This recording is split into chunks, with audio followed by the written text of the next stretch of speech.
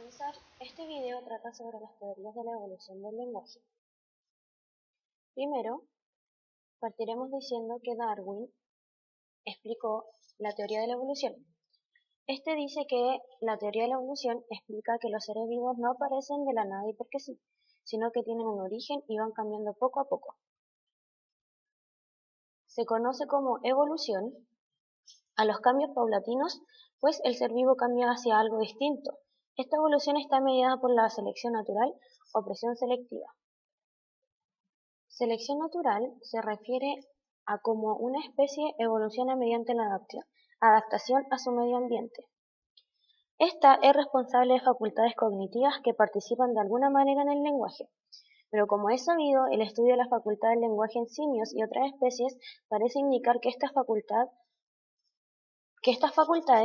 fueron seleccionadas mucho antes de la aparición del Homo sapiens y mucho antes del desarrollo del lenguaje. Por lo mismo, parece poco probable que la selección natural sea el mecanismo clave detrás de los aspectos más nobles del lenguaje, como lo es la fonología o la sintaxis.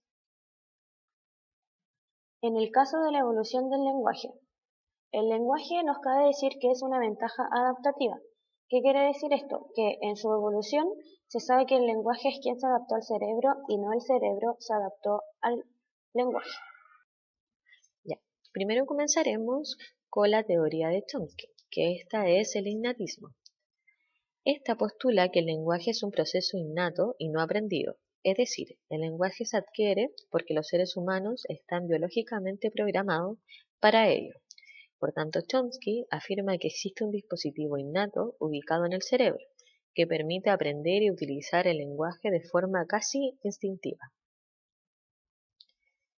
Frente a esta teoría, nosotras creemos que a pesar de que el lenguaje es una capacidad innata, igualmente se requiere la experiencia para construir todo conocimiento. Max Miller postula que el lenguaje es una facultad exclusiva de nuestra especie, que este es el límite de episodios entre nuestra especie y las demás, por lo tanto no podría haber ningún vestigio primitivo del lenguaje en otras especies. Pero, como es sabido hoy en día, se plantea que hay un vestigio primitivo entre las especies, porque, por ejemplo, entre sonidos o gestos de algunos primates, pero aún así, este lenguaje no se logra desarrollar como el de nuestra especie. Vygotsky, mediante su enfoque social, determina que el origen del lenguaje es social, pues es una herramienta para poder comunicarnos y nos comunicamos para realizar intercambios sociales.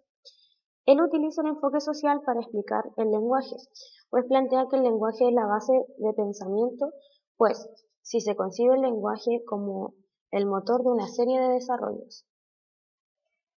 Luria plantea una organización dinámica del cerebro en bloques. Estos bloques están representados en diferentes sectores del cerebro, los que cada uno tiene una función. El bloque 1 está asociado al estado de alerta, formación reticular y sistema límbico.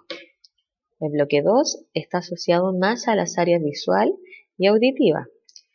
Además, recibe y analiza.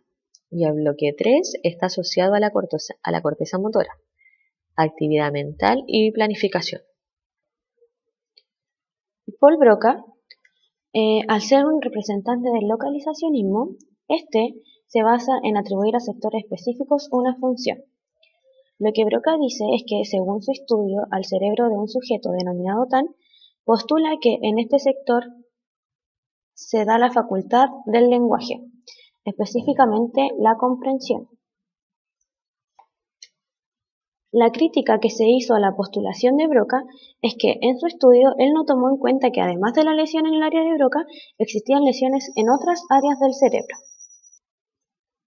Wernicke, en su enfoque conexionista, postula que dos áreas se conectan para generar la misma tarea. En este caso sería el lenguaje, pues postula la conexión entre la comprensión y la expresión para generar lenguaje. Las áreas de Broca y Wernicke son importantes para el lenguaje porque a partir de ellas se puede percibir, interpretar y producir el lenguaje.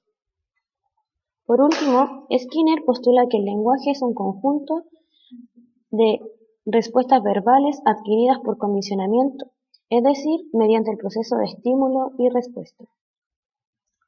Nuestra opinión personal con respecto a las teorías de la evolución expuestas es que las elegimos porque creemos que éstas, a pesar de que cada una expone una postura diferente, se interconectan y complementan para explicar la evolución del lenguaje, como por ejemplo cuando Lichtenstein perfecciona la teoría de Wernicke.